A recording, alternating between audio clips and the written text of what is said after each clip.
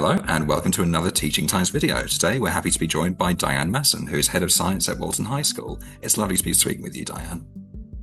It's lovely to see you too, thank you. So earlier this summer you wrote an article with us titled How Teachers Can Adopt AI the Right Way, and in this you discussed how schools can start making use of AI effectively and ethically. And to begin our discussion then, could you share a little bit of your perspective as a teacher with your ear to the ground, how you've seen the use of AI, large language models develop since the first real spurt in 2022? I'm thinking specifically of what you've seen in your own practice and from your colleagues.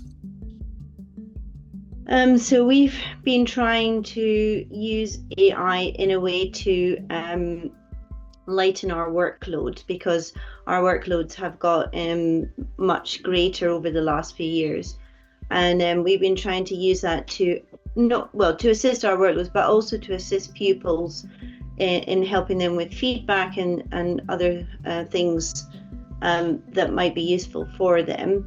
So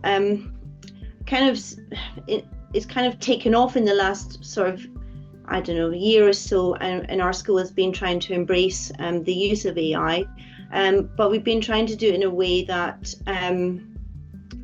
means that we're not taking away the skills of teachers that we have, because we're still very mindful that teachers very much still need to be there, but we're very conscious that we would like to use this technology that is appearing everywhere, and we'd like to keep up with the rest of the world to bring AI into education. So what have you been doing then in that case to keep up with the pace of AI and to make sure that you're not, either falling behind or taking unnecessary risks with it, which could detrimentally impact your practice or your pupils' attainment? So been kind of introducing it slowly into sort of small groups of pupils. So I've been using it particularly with A-level students through the use of AI functions in Teams, where we can set up, for example, I asked them to do some presentations and I set up a rubric. I had AI set me up a rubric to assess their presentations, and then I was able just to click on it and give them some feedback on their presentations. We've been using it also I've been trialing it with the GCSE pod AI functions, which have been very useful in helping to create lessons which save us a lot of time and they're in line with the curriculum, because they're through GCSE pod. It's preparing lessons that we know are what the pupils have to learn for their exams. Right, and in picking up those tools then and making use of them in the ways that you said, have you encountered any major obstacles to overcome, any difficulties with the AI programs, or actually getting to use them in a practical way in the classroom? I think the most difficult thing was I would try to use it to, because when pupils do a test in my class, I always like to give them some detailed feedback to show them how to do the questions. And I thought I could use AI to perhaps save me the time of doing that. And unfortunately, because I teach chemistry for a living, it wasn't able to do the complex answers that would be required for a chemistry exam, for example.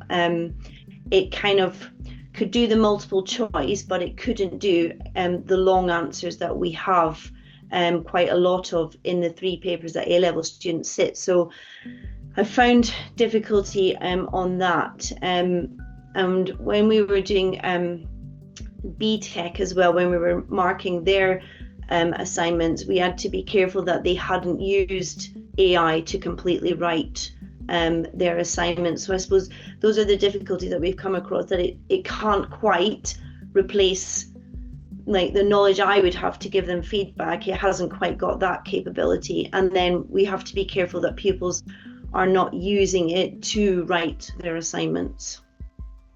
See, and where you're currently at then, do you feel you've struck an effective balance between the use of AI and the human element, or do you feel there's still room for improvement in that?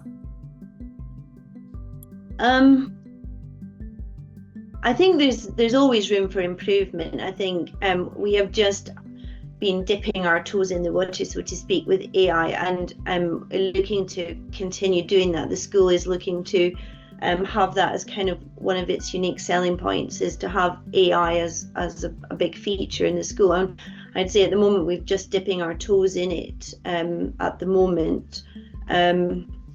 So we do hope to develop it much further. I mean, AI and GCS Pod is coming out in September for all the teachers to use, so therefore we'll be able to use it across the department. At the moment it's only been myself who's been using it, so we're very much looking forward to rolling it out much more, still with caution, so that we're not taking key skills away from pupils, and also taking key skills away from ourselves as well. I still think, we definitely need to be there and to give that human element to the pupils, because I mean, AI won't know pupils. I mean, if we have pupils with SEN needs or any difficulties, then AI is not able to necessarily pick those up. So therefore, that's where the human element has to come in to teaching.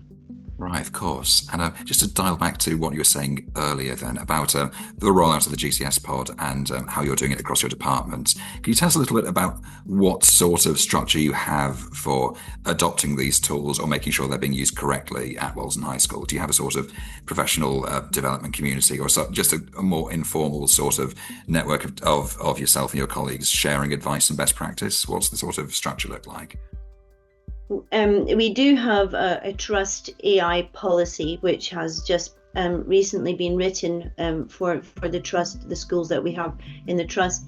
So obviously we'll be looking at that, and I'm hoping that when it comes out in September, we can, within the science department, get everyone trained up with using that, but then perhaps letting colleagues in other departments know that that's available for them. So I've been trialing using the AI, so in September everyone else will be able to use the AI function in science, and then hopefully we can let other colleagues in other departments know that they can also use it as well. Excellent. Okay. We're just about running up on time at the moment, but to conclude, what would your personal first piece of advice be for a less experienced teacher who might be a little bit wary of using AI? What should they first keep in mind if they're trying to adopt one of these tools in their own practice? My advice would be start small. There are so many tools out there, and I think we could become a bit overwhelmed with AI having sort of ballooned into education. And I think to start small, to use it perhaps with one class to see how it works, and then look at the impact of AI. Has it made any impact in your work life, in your teaching life, and kind of just start small and just be cautious of it, but be excited by it too, I would say. Excellent advice. Well, thank you very much for telling us all that, Diane. Unfortunately, that is just about all the time we have for today, but if any of our listeners would like to hear more of Diane's insight on the subject, you can check out her article, which is on TeachingTimes right now. It's titled How Teachers Can Adopt AI the Right Way. Thanks very much for joining us, Diane. Thank you.